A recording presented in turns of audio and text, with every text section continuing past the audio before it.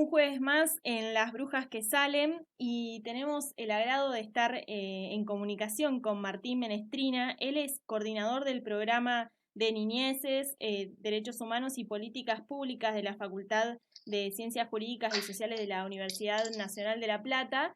Y bueno, estamos para que nos cuente un poco cómo surge este programa y cómo están acompañando distintas situaciones de vulneración de derechos de las niñeces, que está tan vigente el tema hoy en día. Así que bueno, te saludamos, Martín, ¿cómo estás?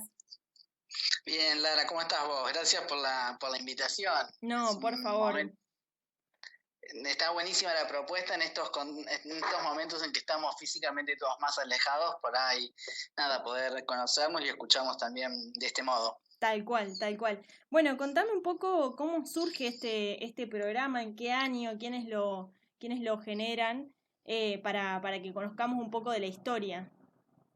Bien, dale.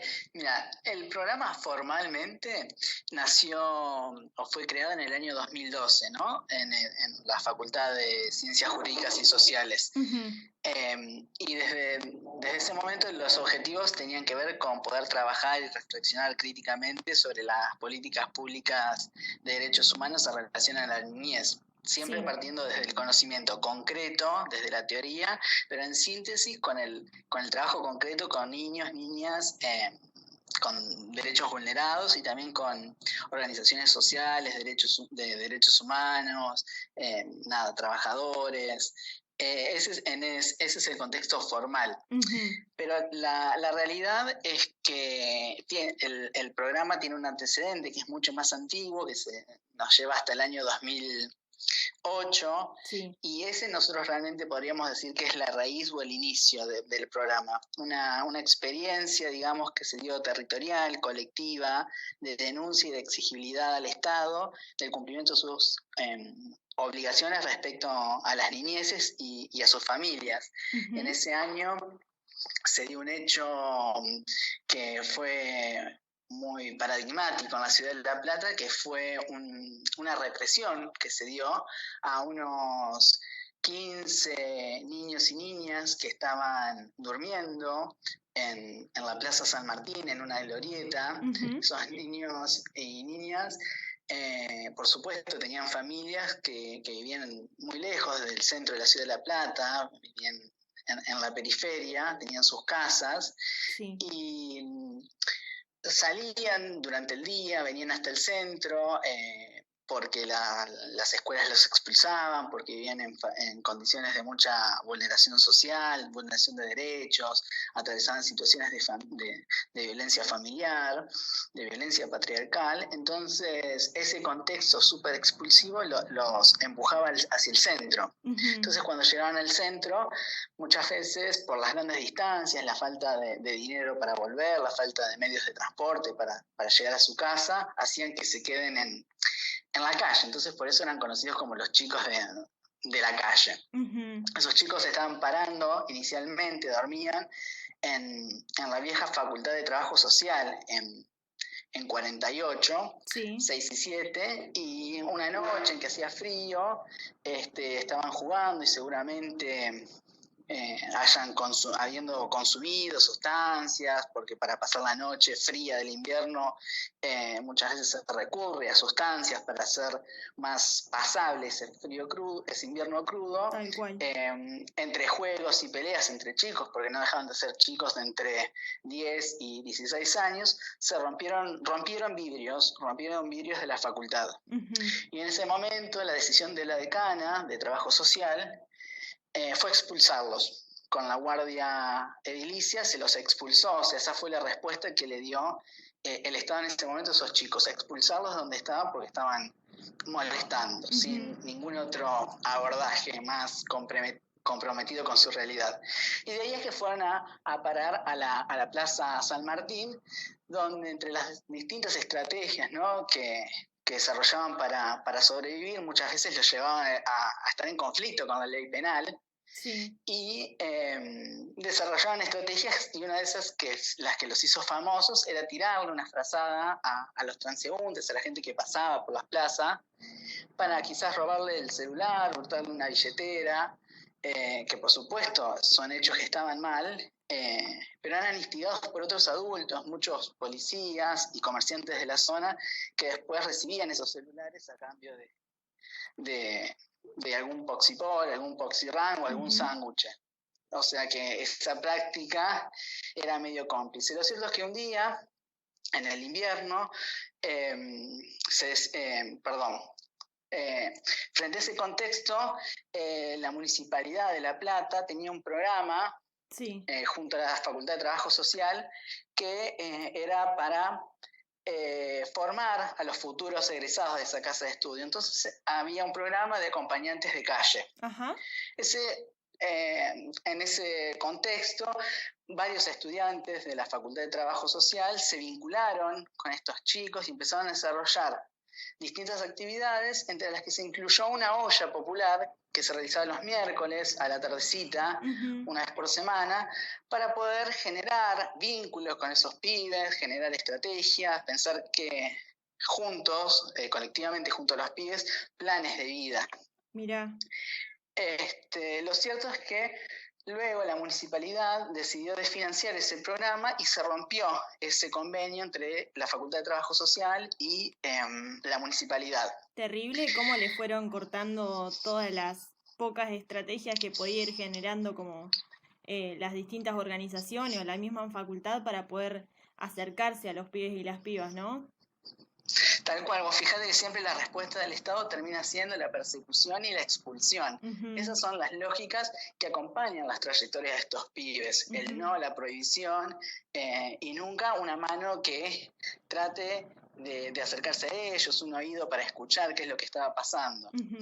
En ese contexto, un día cuando terminaba una de estas ollas populares que se estaban realizando, cuando ya la mayoría de los adultos se había retirado e incluso algunas de las luces de la plaza se habían apagado, un grupo de parapolicial de unas 20 personas, algunos encapuchados, algunos con palos y cadenas, y con la policía cercando la plaza para que los pibes no puedan salir, los cercaron y los golpearon, los reprimieron terriblemente. Terrible. A partir de ese hecho, los pibes estos se pudieron comunicar con aquellos adultos, aquellos trabajadores, estudiantes de trabajo social, a quienes habían conocido, y los pusieron en conocimiento de este hecho. Y a partir de ahí se formó una asamblea, que eran los autoconvocados por los derechos de los niños, entre la que empezaron a participar estudiantes de Derecho, docentes de Trabajo Social, de Derecho, Anatilde Sanatore, Carola Bianco, son algunas de las personas que ahora se me vienen a la mente, pero entre muchos más. Sí. Y ahí se empezó a iniciar un recorrido, porque advertimos que se había sancionado una ley, la ley 13298, que creaba un sistema de promoción integral de los derechos del niño, que cuando íbamos a golpear las diferentes puertas no aparecían, no los encontrábamos, no sabíamos quiénes eran, no sabíamos qué ofrecían. Y después de recorrer, todas esas puertas, de ver que en realidad se había producido una reforma legal que no tiene nada que ver con la realidad, y que el Estado no podía dar respuesta a los pibes, que lo único que se podía visualizar en toda esa nueva situación era una gran paradoja, ¿no? Que era, por un lado, que el Estado terminaba criminalizando a los niños, las niñas y a sus familias por las propias omisiones del propio Estado en implementar todas esas políticas públicas que se había comprometido cuando sancionó las leyes de promoción y protección de la niñez y cuando suscribió la Convención Internacional de los Derechos del Niño.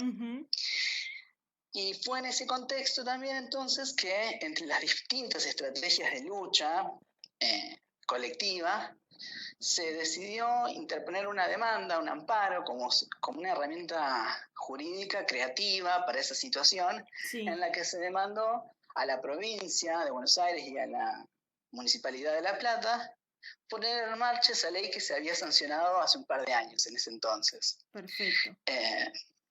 Así que ese fue de algún modo el contexto en que nació el programa. Digamos, marcar un precedente con ese amparo, porque es reclamarle al Estado que realmente ponga manos a la obra en una ley que ya había sancionado, ¿no?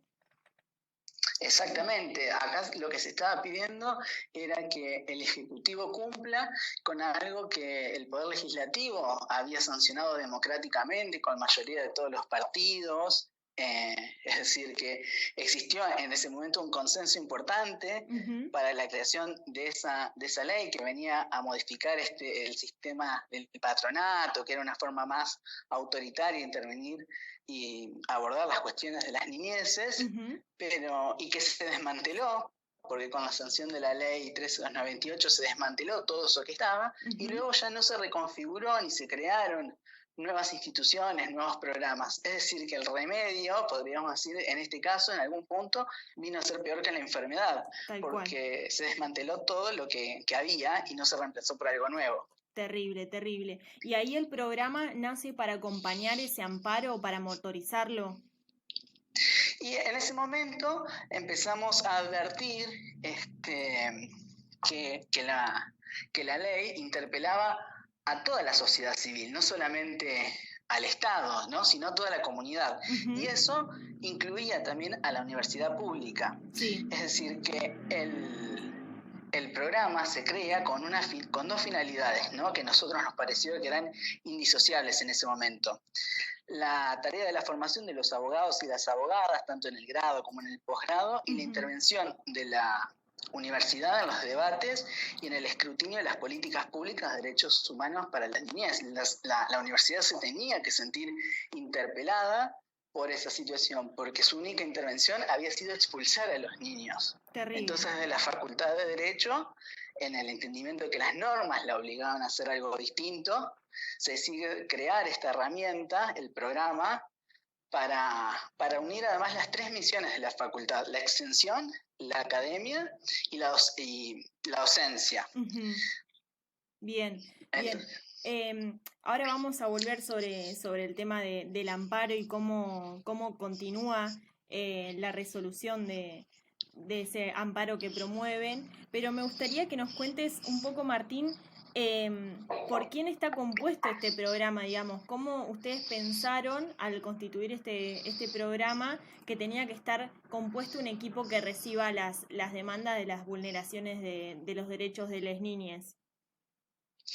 Bueno, el espacio tenía que estar planteado claramente como un espacio interdisciplinario. Esa era una de las condiciones, ¿no? Más que una condición, una necesidad. Sí. Entendiendo que un derecho crítico que pretenda revisar prácticas y modelos de abordaje exigía un diálogo y un intercambio de distintas miradas disciplinares.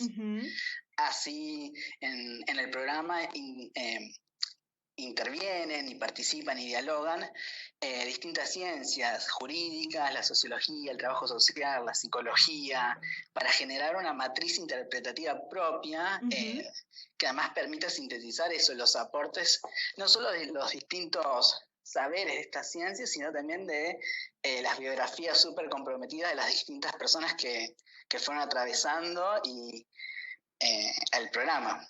Tal cual, tal cual. ¿Y hoy cómo es que reciben, por ejemplo, algún niño o niña o alguna familia que alguno de sus niñes tiene algún derecho vulnerado? ¿Hay un protocolo para recibirles? ¿Se brinda asesoramiento? ¿Los atiende primero, no sé, una psicóloga, una trabajadora social, o es como una charla más colectiva? Mira, en ese sentido el programa es muy versátil hacia la demanda, ¿no? Y a la necesidad de la persona que está reclamando ser escuchada, que está reclamando algo. En ese sentido, el programa es súper amplio. Por ejemplo, ahora en este contexto de pandemia, de aislamiento preventivo social y obligatorio, hemos reconvertido un poco esta función de las entrevistas y las hemos desarrollado en alguna manera a través de las herramientas tecnológicas como son las entrevistas virtuales. Pero lo cierto es que sí, siempre se propone un espacio de escucha. Dependiendo también, puede ser una entrevista acordada, también puede ser espontáneamente en los horarios de funcionamiento del programa, que bueno, tradicionalmente eran los miércoles, sí, de 3 a 6, pero bueno, ahora como con este contexto de la pandemia, todos esos horarios Se flexibilizaron. Claro, se flexibilizan, así que somos flexibles. Pero bueno, en ese momento cuando una persona, una familia, una docente, un docente, un niño, una niña, o algún referente efectivo quiere acercarse, lo puede hacer. Y ahí, bueno, podemos proponer, en general tratamos de que nunca se genere la escucha con uno solo de los compañeros o las compañeras, mínimo nos gusta que sean dos, para generar la escucha interdisciplinaria y además la reflexión acerca de la entrevista. Eso siempre se propone a las personas que se acercan. Tenemos también una composición heterogénea respecto al género, entonces eso también permite a veces que las personas se sientan cómodas tal cual, con esas cuestiones. Y se genera una primera entrevista informal donde hay mucha escucha, y a partir de ahí se genera un asesoramiento, un asesoramiento que no solamente es jurídico, o desde el trabajo social o desde la psicología, sino también que tiene que ver con la experiencia ya reunida en el programa a través de todos estos años acerca de las posibilidades que tienen esas personas, ¿no? O sea, el programa trata de abrir posibilidades y acompañar esos procesos después. Esto es indispensable también pienso, para otorgarle autonomía a la persona que va con un montón de dudas y que tal vez no conoce todos sus derechos, y habla también del protagonismo infantil, ¿no? De que al ver todas las posibilidades, el sujeto o la sujeta involucrada pueda decidir, tenga herramientas para decidir, ¿no? Exactamente, nosotros partimos desde que nuestra mirada no es compatible con una mirada paternalista o asistencialista ni iluminista desde la facultad, no, para nada, sino que el trabajo es brindar, poner a disposición cuáles son las herramientas, qué experiencia tenemos nosotros con el uso de esas herramientas que están disponibles, programas, y generar procesos exactamente como vos decías, de autonomía, de empoderamiento. Acompañamos todo ese proceso que muchas veces es largo, para que las personas puedan elegir qué camino seguir, ¿no? Y ahí brindar todas las herramientas que estos saberes pueden tener. Tal cual, tal cual. Y por ejemplo, ustedes hacen asesoramiento, pero si llega a haber algún caso que necesite patrocinio, ¿ustedes hacen derivaciones también a distintas instituciones? ¿Con quiénes se relacionan? El programa en general intervenimos activamente nosotros con nuestro cuerpo de letrados y profesionales en general cuando son cuestiones de incidencia pública, o sea, donde vemos defectos en las políticas públicas. Respecto a los casos individuales, además de realizar el asesoramiento y el acompañamiento, ponemos y activamos las disposiciones para que esas personas tengan una asistencia jurídica. Ya sea, por ejemplo, a través de abogados de la matrícula, a través de las defensorías oficiales, a través del vínculo con el colegio de abogados para que se designen abogados del niño. Y sí, esa es una parte importante porque nosotros de algún modo acompañamos ese proceso para que se garantice ese acompañamiento jurídico. Y también estamos en contacto permanentemente con las personas para ver cómo se siente con eso y con ese acompañamiento, y en caso de no ser satisfactorio, en algunos casos hemos tomado nosotros la intervención cuando así nos lo han requerido y el caso justificaba la intervención del programa. Bien, eso es indispensable, digamos, en este acompañamiento, que haya una constante revisión, ¿no? Que siempre las instituciones también dependen mucho de las personas que están ahí, y a veces te puedes sentir cómodo y a veces no, digamos.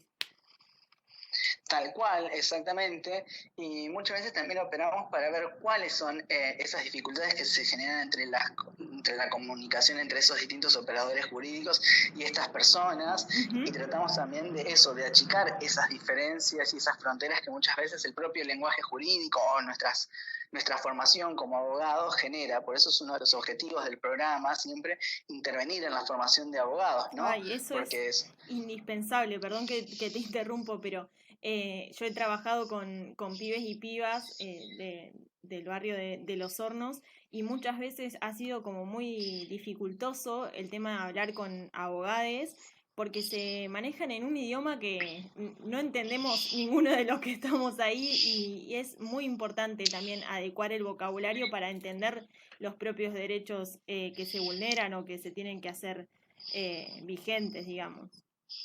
Tal cual, el lenguaje es la primera herramienta que ordena nuestras ideas, pero además de ello también la participación en los programas y en los contenidos, y en ese sentido visitamos diferentes cátedras, porque una de las principales explicaciones que existen de por qué los reclamos judiciales, las personas que se encuentran desaventajadas son sistemáticamente desoídos, tiene que ver con la formación de los operadores jurídicos y las operadoras jurídicas también, ¿no? Tal cual, tal cual. Bueno, contame un poquito, Martín, si están trabajando con redes sociales para difundir lo que hacen o cómo es la principal demanda que reciben, por dónde lo hacen, por redes sociales, por mail. Mira, recibimos consultas a través de nuestro mail, que es programa Ninés, sin ñ porque no la toma todavía el sistema, es programaninés@unlp.gmail.com. Bien. Y si no, también estamos en Instagram, que nos pueden encontrar como programa Niñez, y en Facebook también estamos como programa Niñez. Perfecto, perfecto, varias vías de comunicación. Bueno, y para cerrar, Martín, me gustaría que nos cuentes que hace poco hubo una resolución de este amparo que estuvimos hablando al principio sobre los pibes y las pibas de la Plaza San Martín, que algunos son adultos ya. ¿Qué se pudo resolver en ese sentido? Bueno, después de un proceso bastante largo, te decía que el amparo empezó en el 2008 y recién este año tuvo la sentencia definitiva por parte de la Suprema Corte. Si bien todavía hay un pequeño recurso dando vueltas, la Corte ya se expidió, confirmando todo lo que vinimos diciendo y denunciando durante todos estos años en que el sistema no existía, que si bien se había generado un programa, existía solamente un sistema de promoción y protección, existía virtualmente, o que sus intervenciones eran muy escasas y eran incapaces de modificar la vida de los niños y de las niñas y también de sus familias. La Corte recientemente confirmó la condena a la provincia de Buenos Aires y a la Municipalidad de La Plata para que en 6 meses, que hay que ver cómo se cuentan con esta pandemia, ¿no? Claro. Pongan en marcha el sistema de promoción y protección integral de los derechos del niño, ¿no? Con varios puntos específicos, sí. Eso sería muy importante que rigieran los 6 meses como tienen que ser, porque la vulneración de derechos de las niñas se ha incrementado, no ha frenado, no se tomó cuarentena y la verdad que sería muy importante que se pudiera dar inicio a esta resolución, ¿no? Sí, va a ser un proceso bastante largo porque hay que crear todo un conocimiento y hay que acompañar, así que se va a iniciar un proceso, lamentablemente de algún modo se va a iniciar un nuevo proceso, una nueva etapa, digamos, que tiene que ver con ya participar activamente en implementar esta ley. Por supuesto, nosotros desde el programa vamos a convocar e invitamos también que se sumen todas las personas que quieran aportar en este proceso. Nosotros vamos a estar canalizando las voces de todos los que tengan algo para decir respecto a la situación de los niños y las niñas. Vos no sé si sabías, pero por ejemplo uno de los puntos de esta sentencia es absolutamente innovador, que es la creación de un servicio hospitalario en salud mental y adicciones exclusivamente para niños. Hoy ese recurso no existe. Tremendo. De hecho, el hospital de niños participó en el amparo diciendo que ellos no podían trabajar con la situación de adicciones más allá de 24 horas, 48 horas, porque después su infraestructura y su capacidad de operativa no les permitía trabajar las cuestiones de adicciones. Y eso fue uno de los puntos del programa, del amparo, perdón. No, es de vanguardia eso. Creo que va a marcar una tendencia que ojalá que se pueda replicar, porque es verdad lo que decís, las niñas hoy en día no tienen una herramienta a la cual acudir. De hecho, la mayoría de las casas de internación admiten a partir de 18 años y queda toda una franja sumamente vulnerable que no tiene respuesta del Estado, más que la represiva, digamos. Ahí sí que hay una respuesta concreta, digamos. Exactamente, así que sí, esperemos que esto pueda contribuir en un proceso que además sí es cultural, no es jurídico, sino es cultural, sí es cambiar la forma en que los adultos y las adultas nos vinculamos con los niños y las niñas, ¿no? Si no empezamos a escucharlos, y escucharlas y a pensar colectivamente con ellos y con ellas, en el futuro es imposible pensar en sociedades más justas, más democráticas, si desde nuestra propia experiencia sabemos que como niños vivimos situaciones autoritarias y violentas en donde se nos silencia. Todo eso queda en el inconsciente de algún modo y luego se reproducen las prácticas de adultos y adultas. Es tal cual como lo decís, Martín. Te agradecemos muchísimo por esta charla. La verdad que da para hablar muchísimo y ojalá que podamos seguir este tema de la resolución del amparo que llevó muchos años y todavía queda un proceso, así que ojalá que podamos encontrarnos nuevamente cuando haya más información. Dale, cómo no. Invitamos otra vez con las redes sociales, ¿te parece? Dale, sí, por favor. Mira, entonces, el mail es programaninez@gmail.com. Bien. Y en Instagram, Programa Niñez. Y en Facebook también Programa Niñez. Perfecto. Muchísimas gracias, Martín, por esta charla. A vos, Lara, saludos.